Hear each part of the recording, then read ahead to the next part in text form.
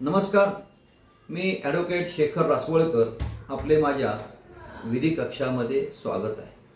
मित्रांनो, माझा विधी कक्षेचा जो मूळ हेतू आहे हा अवेअरनेस ऑफ लीगल किंवा लेमॅन टू लॉमॅन जो कायदा असतो त्याचं विश्लेषण हे सर्वसामान्यांना समजेल असं सोप्या भाषेत करून सांगणं हा त्याचा मूळ हेतू। वकील जरी असला तरी वकिलाला सर्व कायदे माहिती असतीलच असं नाही, कारण जोपर्यंत एखादा वकील किती सिनियर असला किती मोठा असला तरी तो शेवटपर्यंत कायद्याचा तो विद्यार्थी असतो।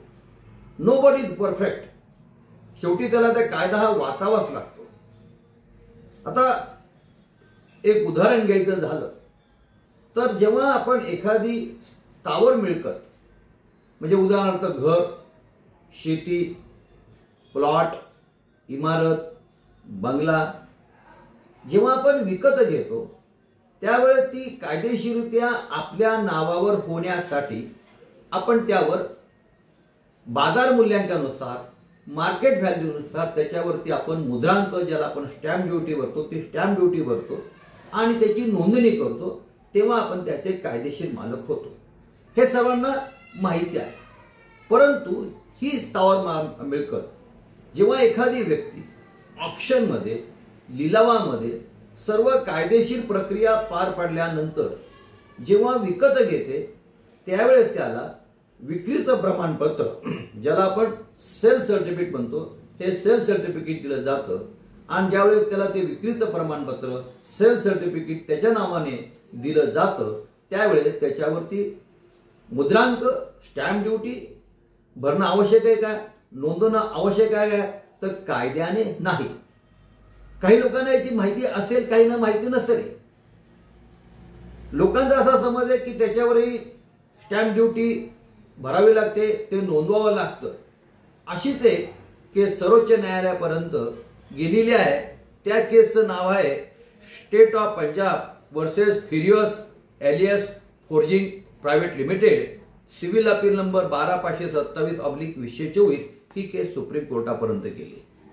त्या केसच्या थोडक्यात फॅक्ट्स अशा होत्या की पंजाब युनायटेड फोर्जिंग लिमिटेड या नावाची कंपनी होती आणि तिने IFCI म्हणजे IFCI कडनं कर्ज घेतलं होतं आणि त्या कर्जापोटी त्या कंपनीने त्यांची ती मिळकत आहे, स्थावर मिळकत आहे ती त्या IFCI ला त्यांनी ती तारण ठेवली होती, मॉर्गेज ठेवली होती।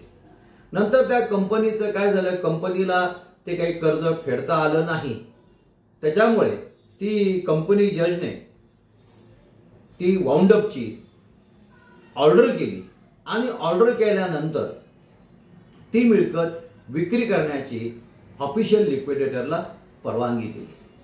ऑफिशियल लिक्विडेटरनी काय केलं, मग त्या मिळकती संदर्भातला लिलाव काढला आणि लिलावामध्ये ज्या कंपनीने जास्त पैसे देऊन बोली घेतली त्या कंपनीच्या नावाने तो लिलाव कायम केला आणि त्यांनी त्याप्रमाणे पैसे भरले, त्याच्या नावाने सेल सर्टिफिकेट विक्रीचं प्रमाणपत्र दिलं गेलं आणि विक्रीचं प्रमाणपत्र दिल्यानंतर त्याने मग कंपनी ज्याचे हायकोर्टाचे असतात त्यांना सांगितलं की माझ्या लाभामध्ये याचं कन्व्हेन्स करून द्या।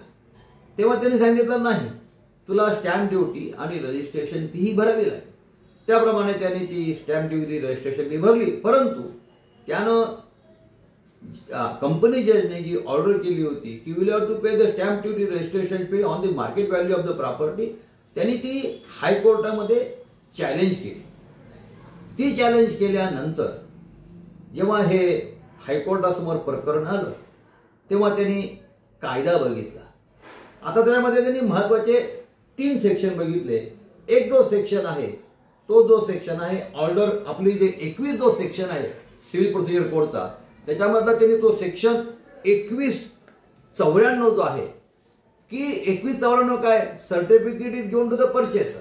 मग त्यांनी असं म्हटलेलं आहे की where a sale of immovable property has become absolute the court shall grant a certificate specifying the property sold and the name of the person who at the time of sale be declared to be the purchaser. Such certificate shall bear the date on which the sale become absolute.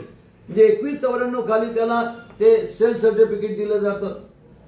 आणि दुसरा जो section त्यांनी घेतलेला आहे registration act, section 17 प्रमाणे त्यांनी registration हे compulsory केलंय. परंतु 21 जो सेक्शन आपला जो section 89 sub clause 4 of registration act 1908 चा, त्यांनी त्याच्यामध्ये असं म्हटलेलं आहे की every revenue officer granting a certificate of the sale to the purchaser of immovable property sold by public auction, ते काय करतात आहे, shall send a copy of the certificate to the registering officer within the local limits of whose jurisdiction the whole or any part of the property comprising the certificate is situated, and such certificate shall file the copy in his book number 1. तिथे सब registrar ऑफिसकडे book number 1 दिलेला असतं, त्याला ती copy attach करायची. म्हणजे हा जो section आहे सीपीसीचा आणि 89(4) चा, त्याप्रमाणे रजिस्ट्रेशन करण्याची गरज नाही. तसं त्यांनी रजिस्ट्रेशन जो ऍक्ट आहे 17(2) सबक्लॉज त्याचा पुन्हा आणखी सबक्लॉज दिलेला आहे, त्यांनी त्याला रजिस्ट्रेशन करण्याची गरज ही दिलेली नाहीये. मग त्याच्या विरुद्ध ते मॅटर सर्वोच्च न्यायालयामध्ये गेलं आणि सर्वोच्च न्यायालयाने उच्च न्यायालयाने जो निर्णय घेतलेला आहे तो कायम केला. थोडक्यात काय, या गोष्टी कायद्यामध्ये होत्या, रजिस्ट्रेशन ऍक्ट मध्ये होत्या, सीपीसी मध्ये होत्या, परंतु माहिती नसल्यामुळे कंपनी ज्यांनी सांगितलं नाही तुला स्टॅम्प ड्युटी भरावं लागेल. असो मित्रांनो, तुर्तास इथेच थांबतो. तुम्हाला माझा व्हिडिओ आवडला, आपण लाईक करा, शेअर करा, सबस्क्राईब करा. धन्यवाद.